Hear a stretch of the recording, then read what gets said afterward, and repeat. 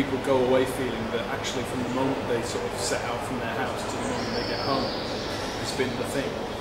Yeah, as soon as you made the appointment, you start thinking about it. So as soon as somebody's bought a ticket, yes, they start thinking about it. If there's something that provokes them when they buy the ticket, yes, further than, oh, I bought the ticket, yes, I won't think about that till it comes. You know, and I like the idea that you've got some interaction with them before they come. Because it's the process. Or maybe they buy a ticket and they just simply have a question. Yes. Yeah, no, that's nice. Here's today's question. There may be different, there may be a different question for every day. Yeah. How are you? How's your day been?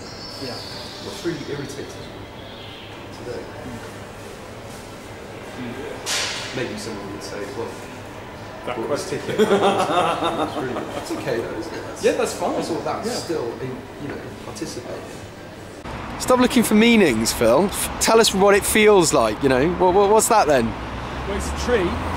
So using the example of a tree planted in the middle of a pathway within a formally designed landscape, Lopez shows us how the tree has been taken out of its context and turned into an architectural barrier that obstructs our way. So effectively what she's done is she's put trees in the middle of the path. And that is supposed to be art. Well, it makes me feel like it's a fucking stupid place to put trees, really. I mean, if I'm honest.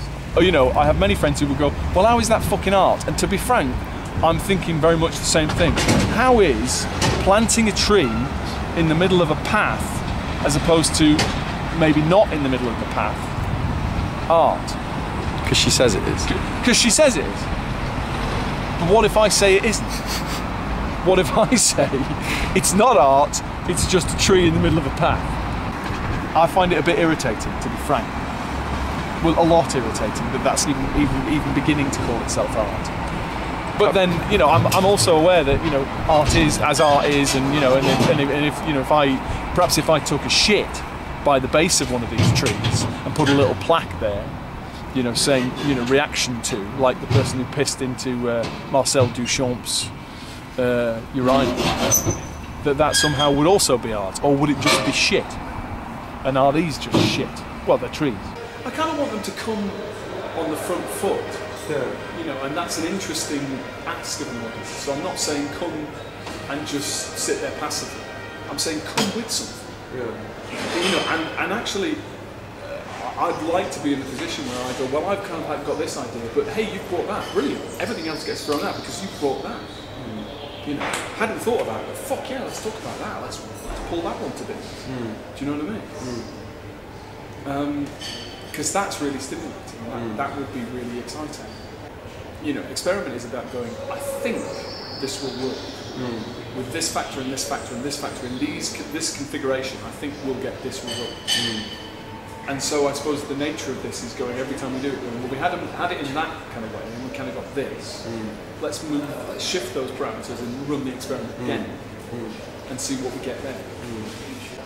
A 75-minute show. So I had in mind that first 15 minutes would be the information gathering stage. But part and parcel of that, obviously, as we've talked about and thought about it, is you can't ask before you give. So it has to be, I give them something, and then I ask them to give me a return. These are the questions. How do you feel? What's happened to you today? Who do you hate in the world? Who's pissed you off? Who do you love? What do you, those kind of questions. Good counsellors never fill a silence. The silence is there for a purpose, and it will lead eventually to the person telling you something really important. They're just formulating how to get it out. Yes. So that's really important there. So there's 10 minutes now, during which time, do whatever you need to do. Gareth and I will just, play the girl from Ipanema.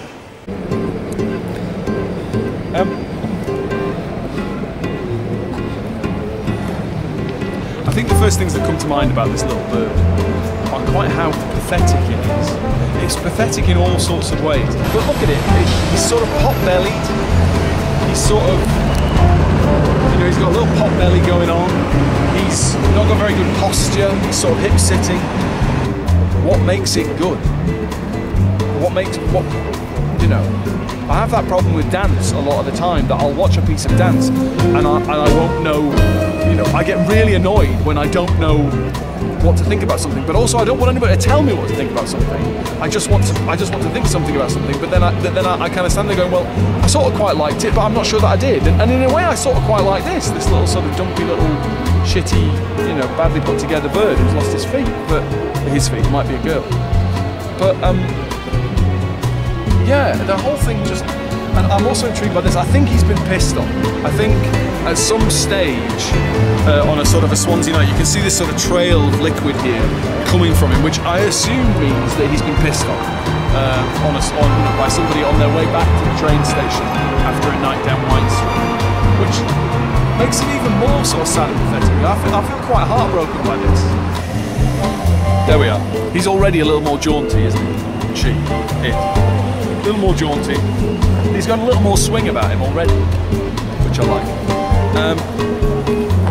But the whole thing just kind of, why? What do you want me to think about this? What am I? It's a bird person in the middle of a big urban, sprawly area where people smoke fags. 17-year-old girls push their 2-year-old babies. It's hardly the angel of the north, is it? You know what I mean? But then, if it were 50 foot high, would that somehow make it art? If it were sort of standing here like this behemoth in the middle of this square, A, you wouldn't be able to kick its feet off. B, you could piss on it and it wouldn't make any difference because it wouldn't feel it. And C, it would just be like, fucking hell, there's a big sort of pot-bellied bird. Rather than this very, it's, as you can see, it sort of comes up to my waist. It's like I've got a small bird for a son, child. How do you facilitate it without claiming too much status for yourself? Really interesting. So I guess what I'm saying is there's that really interesting thing of, and if it's possible to do, is to kind of take these possibly trivial things that we get from people, possibly not, but more than likely, because I'm essentially asking people for the trivial. I'm saying the trivial, irritating things that really grip your shit and get up your knob. And then unpicking it and going, what's really underneath? But that's dangerous territory, because I'm not attempting to ferret people. No. Do you know what I mean? And I'm not attempting to preach or lecture. But the point is, it's an intellectual inquiry from my own perspective to go, why are we so angry with each other? And it's not because of the little irritations, it's because of the stuff that's underneath the little irritations that causes that. Just ask the entire room to do me. Right, I've been talking for 10 minutes. Can you all now do your worst impression, do your best impression of me? Or an impression. There's nothing. Collectively, it doesn't have to be like one. I'm not going to pick on anybody. But everybody, just do me now. I mean, that's quite challenging. Yeah. Do you actually manage to kind of get through your day liking me? And if so, for fuck's sake, what's your secret? Because I can't. If I stop at the lights and I see somebody in A, probably a Range Rover, B, probably not wearing their seatbelt, and C, talking on the phone, I want to get out, get in their car and punch their head off. I don't want them to think it's a therapy session for me. I think I'm asking for their help, but I'm also offering help, and I think it's that kind of, it's kind of. Yeah, it's tricky. It's a tricky negotiation, and sometimes I'm going to go way too far over the line. But then I think the beauty of this form, anyway, is if I do go way too far over the line, I can go, fuck, I've gone way too far over the line. Yeah. Listen, I'm really. Yeah. I mean, look, see, you can see how what kind of, Yeah. you know, how bad it is. Yeah. What if there were things like an opportunity for the audience that you set up early on? That if they thought what you were saying was making sense, was good and valuable, is that there was a scoring system of some degree. I just thought that somebody would come and go, actually, what you just said is really meaningful to me, and I really like it. And there's a sort of, they pick up a medal and put it over your shoulders. And for every one of those, you've gone to. But also the alternative is that when you've overstepped, you've got to do something like, sorry, Phil, I totally disagree with that. You go 10%. Yeah, well, I just thought, I was thinking that. Whilst ostensibly you think you've walked in to see some kind of gig, and I am therefore the kind of, you know, the stand-up comedian in charge, and you're, or whatever, and you're looking to see what my persona is, so you know where you are. What I'm going to tell you is, I hate you, but if it's any consolation, I hate you more. Well, obviously, it's the footprints of somebody wearing stilettos. I'm also immediately, look, there's a drop of blood there. There's quite a bit of blood scattered around it, because this is the Kingsway, which is where a lot of, right next to the big sort of old nightclub. I don't know.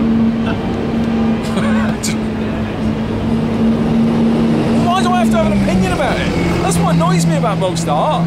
Does it not either sort of, you know, touch you or not touch you in some way? You know, if this were sort of the record, the last footsteps of a girl who'd been stabbed, let's say, right? And so actually that blood isn't real blood, but Bedwyr has kind of put that into the piece. If this were her last staggering footsteps, and then there were like a sort of an outline of where she fell over there, and that this was, you know, like that chap said about the bird, that it was somehow a little tribute to, you know, Sharon Davis of Swansea, you know, on her last night out on the Kingsway. Is she a swimmer? I would be even not the swimmer. I just picked Davis because it's a name of, it's a Welsh name. All right, Sharon Morgan. Sharon Morgan. Then, you know, and there were a little plaque on that bin saying, you know, Sharon Morgan, reveller, died here of stabbing. Then perhaps I might feel something about it. I'm sort of a bit, and I can understand why people are like this. I'm sort of a bit resentful that I have to fucking process it, actually. I'm a bit resentful that I have to think about it and, you know, decide what I feel, and then, you know, go to a dinner party and say, have you seen the art of the city? Have you seen the little bird? Have you seen the stiletto footsteps? When there's just more stuff to think about. That I could really, frankly, fucking live without.